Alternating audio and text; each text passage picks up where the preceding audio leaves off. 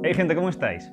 Hoy vamos a hacer una cosa que no suelo hacer normalmente cada vez que publico vídeo, y es responder en vídeo algunos comentarios. Los que no lo hayáis visto, el lunes pasado publiqué un vídeo sobre cambio climático y bueno, como era de esperar, pues muchos de los comentarios que recibí eran de gente que o bien piensan que este cambio climático no es real o bien piensan que la causa no es humana. Ya sabéis que en este canal suelo tratar temas que pueden ser polémicos para ciertos foros de internet. Así que estamos bastante acostumbrados a que este tipo de comentarios pues aparezcan. Pero en este caso, es que me han dado muchísimas ganas de contestarlos todos. Porque la ciencia del cambio climático y la climatología es una ciencia que tiene tantos aspectos, da para explicar muchísimas cosas, hay muchísimas cosas interesantes. Y muchos de estos comentarios me daban pie a hablar de cosas que no he podido meter en este vídeo porque, bueno...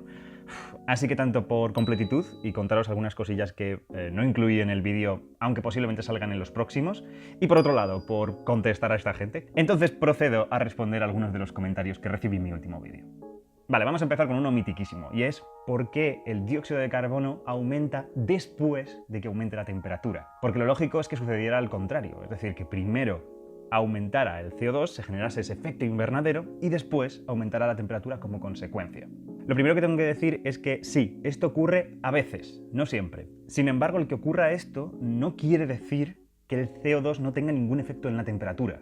La cuestión es que el CO2 y la temperatura son dos cantidades que están las dos muy ligadas a través de muchos procesos que suceden en la Tierra. Por ejemplo, imaginaos que, por ejemplo, un aumento de la actividad solar produce que la temperatura de la Tierra aumente un poquito. Esto produce que ciertos hielos que normalmente no se descongelan nunca, lo que se llama el permafrost, se descongelen y al descongelarse todo ese CO2 que estaba acumulado dentro del hielo se libera. Entonces el CO2 sube y el aumento de CO2 por efecto invernadero vuelve a aumentar la temperatura. La temperatura aumenta y se descongela más permafrost, lo que libera más CO2. El CO2 aumenta la temperatura y la temperatura hace que se vuelva a liberar más CO2. Como veis, hay un ciclo que se retroalimenta. Son precisamente estos ciclos que retroalimentan el proceso lo que produce los picos que vemos en las gráficas. Y sí, mirad, en este caso ha sido un aumento de la temperatura provocado por el Sol lo que ha hecho que se empezara a liberar CO2. Pero ese aumento de CO2 ha hecho que aumente la temperatura. Es decir, que el efecto invernadero sigue funcionando y es el que retroalimenta el ciclo.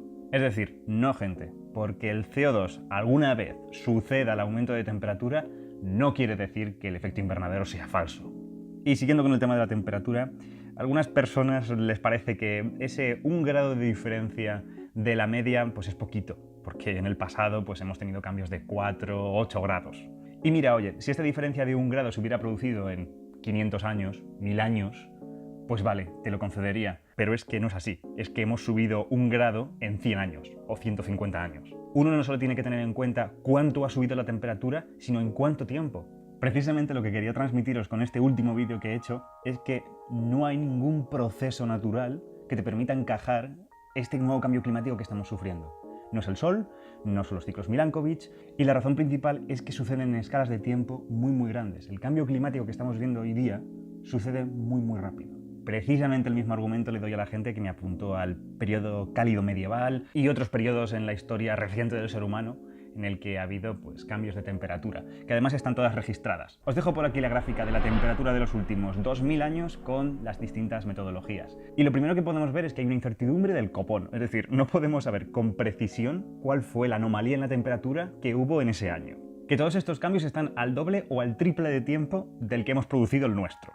Y luego que las anomalías no son tan altas como las que estamos viendo hoy día, que están muy por debajo de 1 grado. Estos cambios sí pueden ser explicados, por ejemplo, con ciclos solares, pero el nuestro no. Lo que estamos viviendo hoy día es algo distinto. Lo que me lleva a... Pero si el cambio climático es algo cíclico, es algo natural. Los cambios climáticos, por supuesto que son algo natural. El clima de la Tierra ha cambiado montones de veces. La cuestión es que algo sea natural no quiere decir que sea bueno. Los diversos cambios climáticos que ha sufrido la Tierra han matado a millones y millones de especies, han provocado que haya cambios completos en toda la biodiversidad. Es decir, que los cambios climáticos sean algo natural no quiere decir que sean buenos para nosotros, y más en concreto, para nuestra civilización. También ha habido gente que muy inteligentemente me ha apuntado que ha habido momentos en el pasado de la Tierra en el que el CO2 estaba como por las nubes. En concreto hubo un momento hace 500 millones de años en el que la concentración de CO2 fue alrededor de 12 veces más alta que en la actualidad. Y aún así, en ese momento, según el registro que tenemos de temperatura y de CO2, hubo una época glacial.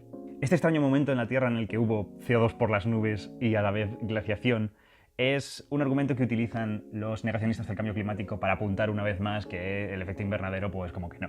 Y la verdad es que desde la comunidad científica esto sigue siendo un misterio. Eso sí, hay diversas explicaciones.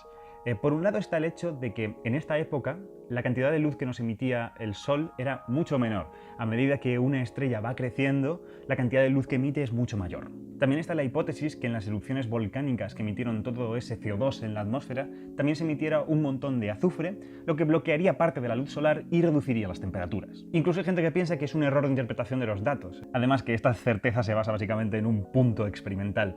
No es como en la actualidad que podemos medir los cambios de temperatura de cada día. Cuando se quiere medir cómo era la Tierra muy en el pasado, básicamente tienes un punto experimental cada 10 millones de años, lo cual, en cualquier caso, solamente por una anomalía, solamente por un enigma que no se ha resuelto, cargarte por completo la idea del efecto invernadero me parece demasiado. Es como si yo me encontrara una viejecita que lleva toda la vida fumando y sin embargo no ha sufrido nunca de cáncer de pulmón. ¿Esto me valdría para decir que se ha demostrado que el tabaco no produce cáncer de pulmón?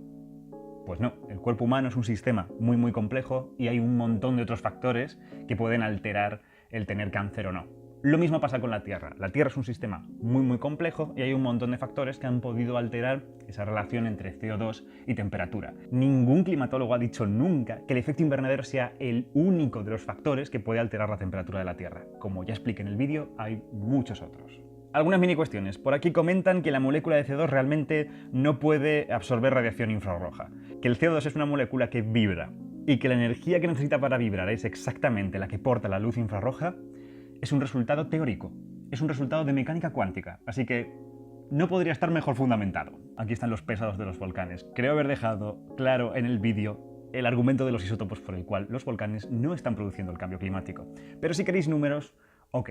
El dato es que los volcanes emiten menos de un 1% de lo que emitimos nosotros. Y hay personas que también me han dicho lo mismo de los océanos, que los océanos emiten muchísimo más CO2 de lo que emitimos nosotros. Sí, es cierto. Pero la cuestión es que los océanos también almacenan mucho CO2 y la manera que tienen de capturar ese CO2 es convirtiéndolo en ácido. Los mares se están volviendo progresivamente mucho más ácidos y eso lo estamos viendo en diversos ecosistemas, como en los corales. Esa es otra evidencia de que el CO2 que hay en la Tierra está aumentando. Mucha gente me ha comentado que ¿por qué hablo tanto del CO2 y no hablo del agua? Que el agua es muchísimo peor que el CO2. Es cierto que el agua es un gas de efecto invernadero muy poderoso, pero el problema está en que estos argumentos desconectan el CO2 del agua. Y no, la Tierra es un sistema muy complejo y una pequeña perturbación en la Tierra provoca cambios muy grandes. Por muy poco CO2 que haya en la atmósfera, eso va a provocar un cambio de temperatura. Si aumenta la temperatura, más vapor de agua se evapora de los océanos. Cuanto más vapor de agua haya en la atmósfera, más va a subir la temperatura, pues es un gas de efecto invernadero muy fuerte, lo que va a provocar que se evapore más vapor de agua, más suba la temperatura, más vapor de agua, y una vez más entramos en este bucle infernal de subida de temperatura. Cosas como estas nos están mostrando que no es necesario meter en la atmósfera cantidades absurdamente altas de CO2 para provocar un cambio, porque tú toca un poquito, cambia un poquito la situación, que no te preocupes, que habrá un montón de mecanismos que ya están sucediendo en la Tierra que te van a amplificar el efecto. El vapor de agua es uno. Y alguna persona me ha comentado que realmente este aumento del vapor de agua no se ha medido. Y sí se ha hecho, a través de la salinidad. La salinidad de los mares está aumentando, por lo que podemos deducir que ese agua que antes estaba en el océano está en otra parte. Y esa otra parte, pues, no hay otro lugar, es la atmósfera. También alguien pregunta que cómo es que no se ha simulado toda esta teoría del cambio climático provocado por el hombre. Sí, se ha simulado. Y bueno, el resultado es que, bueno, pues estamos haciendo efecto. Luego está el mítico que me dice que no, que todo está mal y que no, porque se ha demostrado. ¿Se ha demostrado? Chicos, de verdad, si hacéis afirmaciones así, ponedme el artículo. Si realmente tenéis razón, ponedme el artículo de Science, ponedme el artículo científico. Ahí. Luego hay alguien que le parece raro que los científicos estén tan movilizados en contra del cambio climático y no lo estén respecto, pues eso, a hambrunas, guerras, etc. A ver, a mí me parece bastante normal, porque un niño pasando hambre o un grupo terrorista matando a gente son amenazas que todo el mundo podemos comprender.